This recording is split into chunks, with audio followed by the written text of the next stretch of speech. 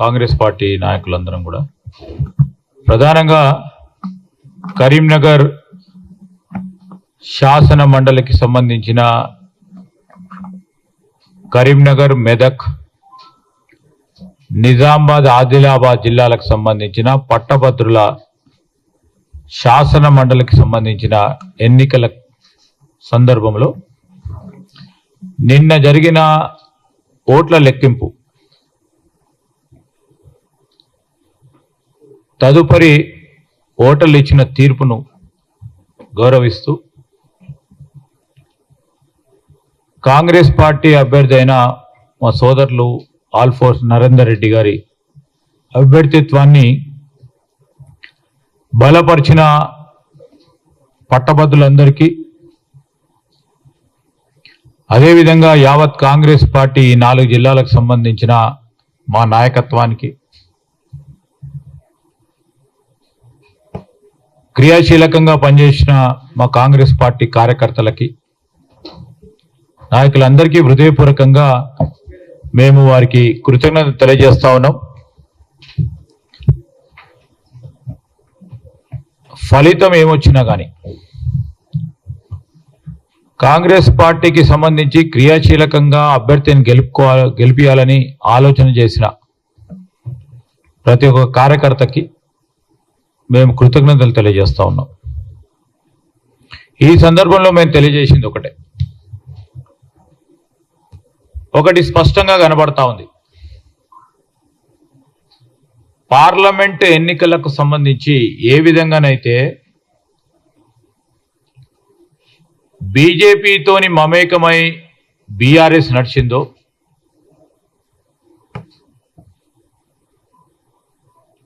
అదేవిధంగా ఈరోజు మరొక్క మారు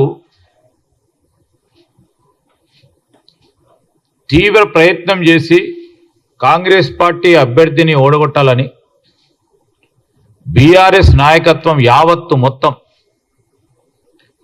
బీజేపీకి సపోర్ట్ చేయడం స్పష్టంగా కనబడతా ఉంది.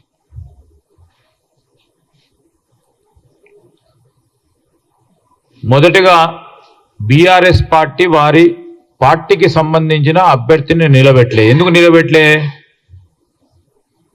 ప్రజలందరూ గమనించాలి.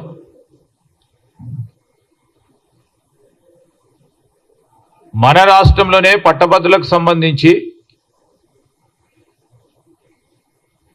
మరి వరంగల్, నల్గొండ, ఖమ్మం జిల్లాలకు సంబంధించిన పట్టభద్రుల శాసన మండలి ఎన్నికల్లో ఆనాడు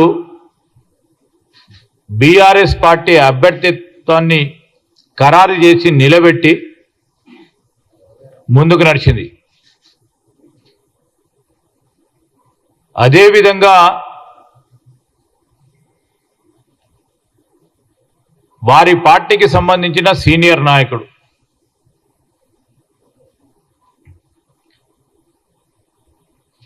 కరీంనగర్ ప్రాంతవాసి, మాజీ సివిల్ సప్లైస్ కార్పొరేషన్ కు సంబంధించిన చైర్మన్,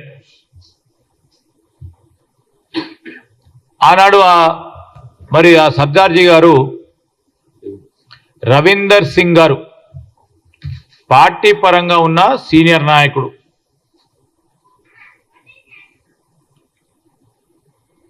ఆయన నిన్న ఓట్ల లెక్కింపు కార్యక్రమం భాగంలో ఆయనకు వచ్చిన ఓట్లు చూస్తే ప్రత్యక్షంగా స్పష్టంగా టీఆర్ఎస్ పార్టీకి సంబంధించి వారి నాయకత్వం కేసీఆర్ గారు, హరీష్ గారు, కేటీఆర్ గారు ఇచ్చిన ఆదేశానం స్పష్టంగా కనబడతా ఉంది. మొత్తం రవీందర్ సింగ్ వచ్చిన ఓట్లు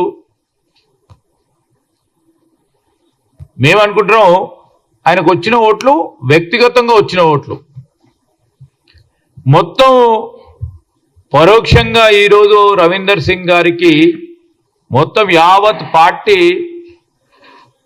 టీఆర్ఎస్ పార్టీ బలపరిస్తే మీ శక్తి అంతేనా అని అడుగుతా ఉన్నాం. పరోక్షంగా పూర్తి స్థాయిలో బీజేపీకి సపోర్ట్ చేసి బీజేపీని గెలిపించుకోవాలని వారికున్న ఫెవికాల్ బంధం ఇంకా కూడా గట్టిగా చేయడానికి ఈ శాసన మండలిని ఎన్నికల సందర్భంలో వారు చేసిన శ్రమ, ఆఖరి 3-4 రోజులు వారి కష్టం, 2 పార్టీలు కలుపుకొని ఈరోజు కాంగ్రెస్ పార్టీని ఓడియాలనే ఆలోచన చేస్తున్న తీరును ప్రజలందరూ కూడా గమనిస్తా ఉన్నారు.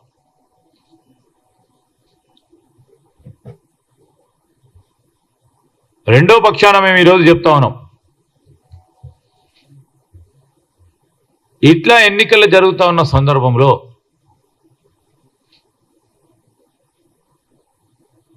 ప్రధానంగా బీఆర్ఎస్ పార్టీకి సంబంధించి ఆనాడు కానీ 2 మార్లు ఎలక్షన్ శాసనసభలో జరిగినప్పుడు బలము ఇచ్చిన ఆ ప్రాంతానికి సంబంధించి పట్టభద్రుల ఎన్నికల్లో ఒకటి ఎందుకు నిలబెట్టలేదు? అది ప్రశ్న అడుగుతూనే ఉన్నాం. నిలబెట్టలేదు సరే, పరోక్షంగా ఇంత పెద్ద ఎత్తున బీజేపీకి సపోర్ట్ చేయటం జరిగిందా లేదా?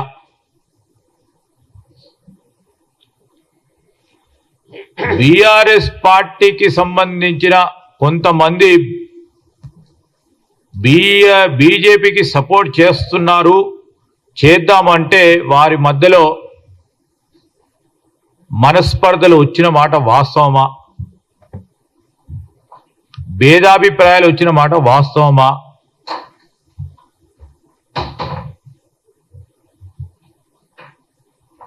మేమెక్కడ వెనుకకు పోతలేం. ప్రజాభిప్రాయం, ప్రజా తీర్పును గౌరవిస్తూ మా గ్రాడ్యుయేట్ సోదరులకు సంబంధించి ఇంకో ప్రక్కన ఉపాధ్యాయులు, ఉపాధ్యాయ సంఘం, ఉద్యోగ సంఘాలకు సంబంధించి ఒక విజ్ఞప్తి చేస్తా ఉన్నాం.